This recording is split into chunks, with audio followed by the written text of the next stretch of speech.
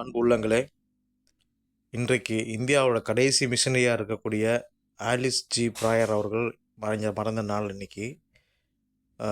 நம்ம கூட கடைசி மிஷனரியா இருந்து அமெரிக்காவிலேருந்து வந்து நம்ம மக்களுடைய சேவைகளை செஞ்சு, மருத்துவ சேவை, கல்வி சேவை, சமூக பணின்னு பல காரியங்களை செஞ்சு இந்த பகுதி மக்களுக்கு ஒரு நல்ல ஒரு அடையாளமாக வந்திருக்கிறாங்க.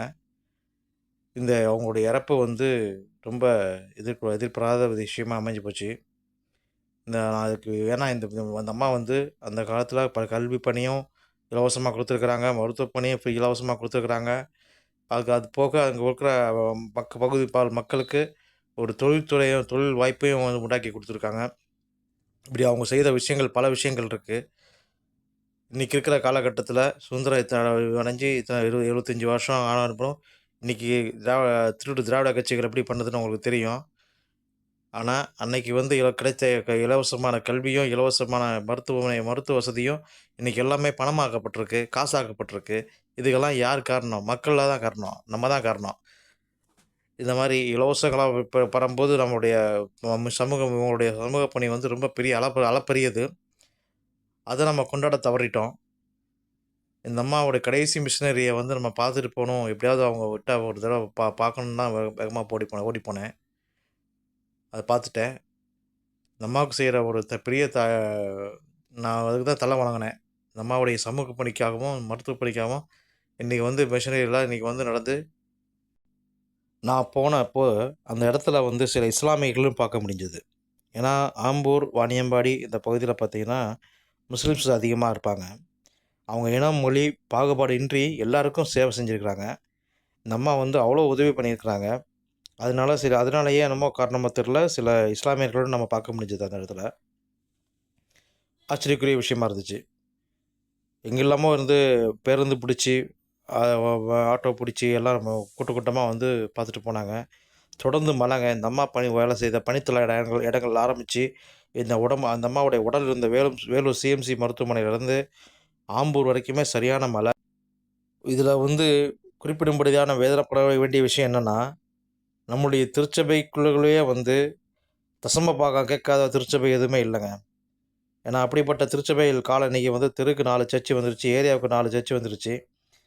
மளிகை கடை 4 ஏரியாவுக்கு தெருக்கு 4 மளிகை கடை இருக்கிற மாதிரி அவ்வளோ பிரிவினைகள் நம்ம வளர்த்து வச்சிட்ருக்கோம் இன்றைக்கி. இந்த அம்மா எந்த வித எதிர்பார்ப்பும் இல்லாமல் இன்றைக்கும் அந்த மக்கள் சொல்கிற விஷயம் என்னென்னா, ஏதாவது நான் கஷ்டத்தோடு சிரமத்தோடு வந்தோம்னா இந்த அம்மா எங்களை சிரிக்க வச்சு அனுப்புவாங்க, எங்களுடைய பிரச்சனைகளை தீர்த்து வச்சு அனுப்புவாங்க. அப்போ எல்லா ஆலயங்களையுமே வந்து வியாபார ஸ்தலமாக மாறிடுச்சுன்னு சொல்ல முடியும். மாறிக்கிட்டு இருக்குன்னு சொல்ல முடியாது, மாறிடுச்சு. அது வேதனை அளிக்கக்கூடிய ஒரு விஷயம். அந்த காலத்தில் வந்து இன்னைக்கு வரைக்கும் பார்த்திங்கன்னா எந்த வித எதிர்பார்ப்பும் இல்லாமல் இந்த அம்மா சேவையாகிட்ருக்காங்க. அதுவே வந்து கடவுளுடைய ஒரு நல்ல ஒரு ஊழியருக்கான அடையாளமாக இருக்கும்னு நினைக்கிறேன். இருக்கும், அதுதான் அடையாளம்னு நினைக்கிறேன், இல்லையா மக்களே? ஆனால் இதை நான் அவங்க ஒருத்தர் பேசிகிட்டு இருக்கும்போது ஒரு தகவல் ஒன்று சொன்னார். வேலூர் சிஎம்சி வந்து இந்த இடத்த வந்து கேட்டாங்களாம். அதை வந்து இந்த அம்மா கொடுக்க மறந்துட்டாங்க அப்படின்னு சொல்லி ஒரு பேச்சுவார்த்தை மனஸ்தாபம் இருக்குன்னு சொன்னாங்க. இந்த அம்மா சமீபத்தில் கூட இந்த இடத்த பண்ணுறதுக்கு புனரமைப்பதற்காக ஒரு 40 லட்ச ரூபா கிட்ட செலவு பண்ணியிருக்காங்க. இவங்களுடைய சகோதரிகள் தான் வந்து அந்நிய தேசத்துலேருந்து, அமெரிக்கா தேசத்துலேருந்து சம்பாதிச்சு அவங்க பணம் ஒதுக்கி கொடுத்து அதை வந்து இந்த அம்மா வந்து பார்த்துக்கிட்டு இருந்ததாக சொல்கிறாங்க. ஆக நம்ம மக்கள் வந்து எல்லாத்தையும் வியாபாரமாக பார்க்க ஆரம்பிச்சிட்டாங்க அப்படின்றது இது அப்பட்டமாக தெரியுது.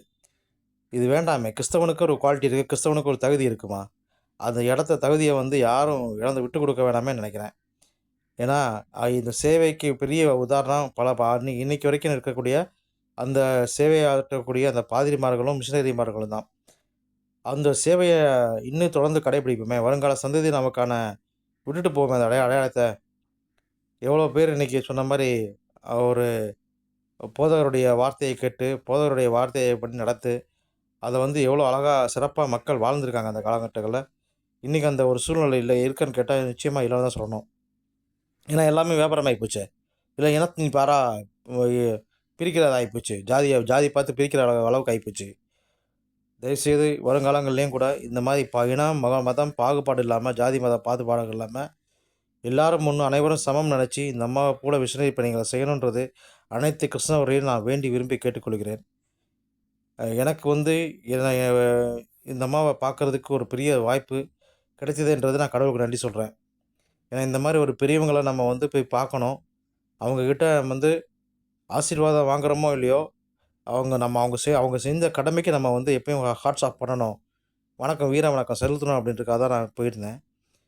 இந்த அம்மா வந்து அவங்களுடைய ஆற்றிய பணி அளவில்லாதது.